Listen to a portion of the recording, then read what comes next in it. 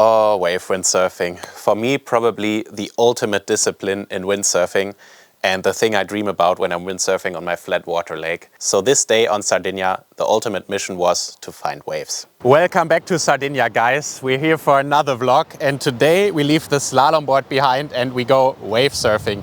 You can already see behind me that there's some pretty good waves, probably around 2 meters swell right now, it looks to me. And we drove to the first spot. Let me show you. It's called Cala Piscina.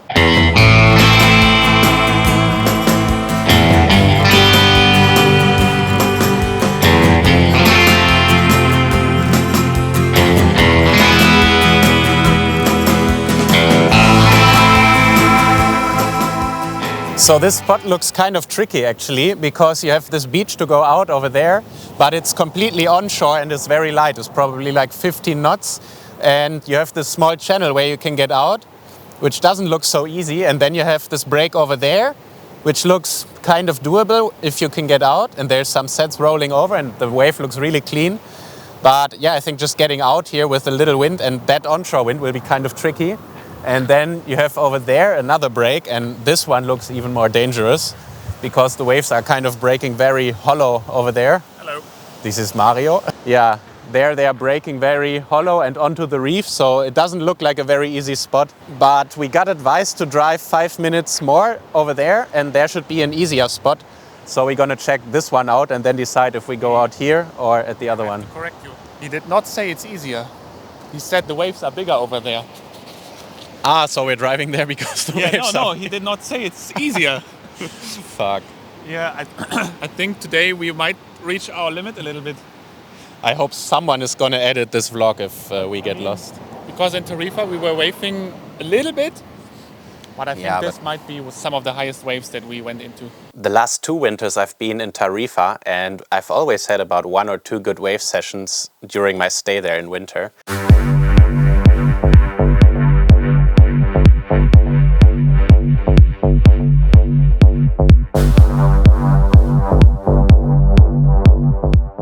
So this year I was kind of looking for a spot where I could get more wave sessions in a shorter period of time, as I only had 3 weeks. And Sardinia just popped up on my radar because everywhere you read and everyone you talk to, they tell you that Sardinia has the best waves in the Mediterranean. So yeah, it was kind of an easy choice to go to Sardinia, as it has both the slalom conditions but also amazing wave conditions. The only thing we did not consider is that it's amazing wave conditions, but it's not the easiest conditions, because you frequently have 5 meter and more of waves when it gets windy. And we experienced the difficulty to find a good spot for beginners firsthand. The forecast was for 1 meter 60 waves. The locals didn't even go, as they said the waves are too small. And the wind was kind of down. But if you have more wind, you have the 5 meter waves. So we kind of wanted to get this easier day. We actually looked at a couple different spots. So let's head over to the next one and see how the waves looked over there. What is happening? This is the sketchiest road I've seen in my life. It's a 20% decline and it's not a road. But hopefully we get a beautiful spot down here. Because we are not 100% sure where exactly the spot is from Antonio. We also don't know where we are anymore. No idea. It's a parking place. It's called Dog Beach, huh? Wow. Okay, maybe. Not bad. But looks like you have to carry the gear for 500 meters.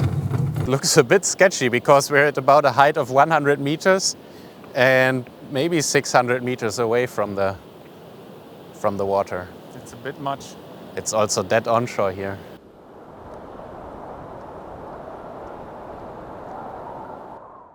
So this is about maybe 800 meter walk. It's fun. Let's see what it looks like at the beach. I don't really feel like carrying my gear down here, and especially back up after the session. No, this looks wrong. Das ist doch kein Wellenspot. This doesn't look really like it's the wave spot. Maybe we are wrong. We're gonna try a different spot, or like a road that leads further down in the bay to the water, and check out the conditions there, because here the wave is just breaking dead onshore and there's also very light wind now. Let's try. Looks like we arrived in the jungle, but the road is a little bit better here. And hopefully we can get closer to the sea here. Spot number 3. We got a little bit closer to the sea, but I don't know. The waves look pretty big here. Wow. Look at the waves. What, there are waves? They're freaking huge waves. Oh God. This does not look easy.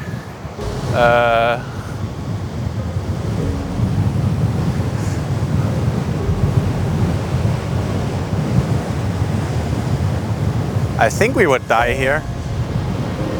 There's rocks everywhere. And you can already see there's a huge current going out. I don't know.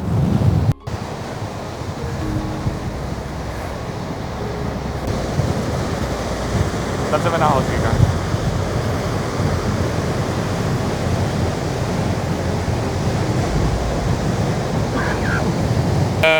In Germany we would say it's Sketchy sein Urgroßvater. To translate it, it's Sketchy's grandfather.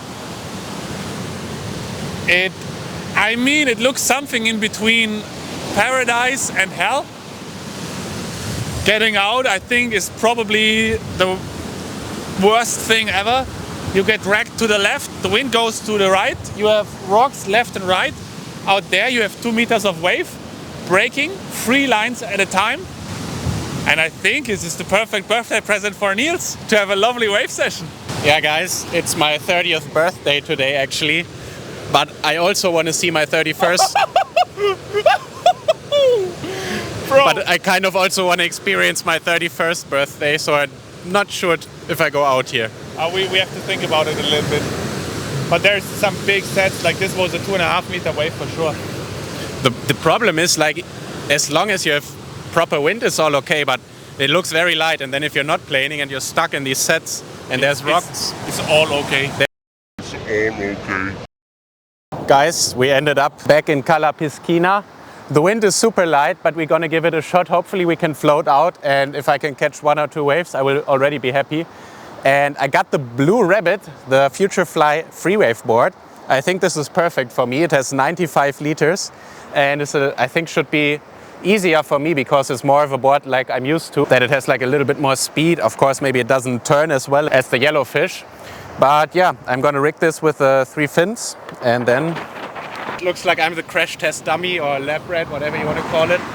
The only thing I'm worried about is that it's too light to get planing at all.